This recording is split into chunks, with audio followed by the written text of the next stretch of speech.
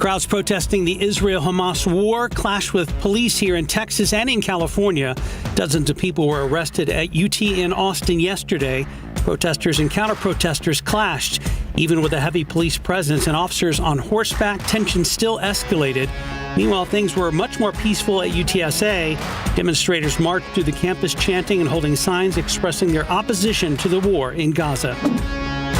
The Supreme Court will hear arguments today over whether former President Donald Trump can be prosecuted over his efforts to undo his 2020 election loss to President Biden. Trump is claiming since he was president at the time, he cannot face prosecution. If the Supreme Court sides with Trump, the federal election interference case could possibly end. If they side against him, the case moves forward, but the likelihood of it going to trial before the November election is slim.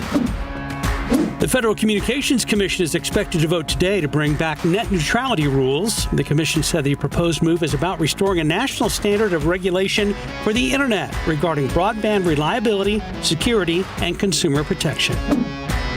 Some of the country's biggest business groups are challenging the FCC's new rule that rolls back non-compete clauses for many workers across the country.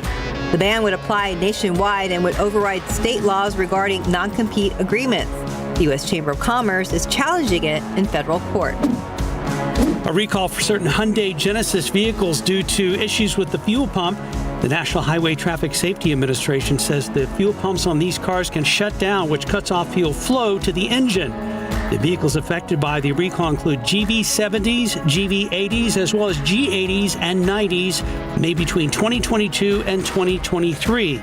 Owners can take their Hyundais to the dealer for a free repair. The FTC is sending refunds to thousands of Ring users. It comes from a settlement with Ring over charges the company allowed employees and contractors to access cameras. That gave them the ability to view people's private videos without consent. The agency is sending the refund through PayPal. If you think you are entitled to a refund, you can request one on the FTC's website. Reddit is focusing more on comments with an update to its mobile app.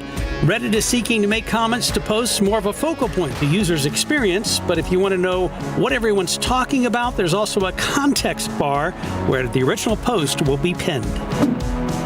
The 2024 NFL Draft begins tonight in Detroit. A record number of offensive players could be selected in the first round, with quarterbacks set to headline those first picks.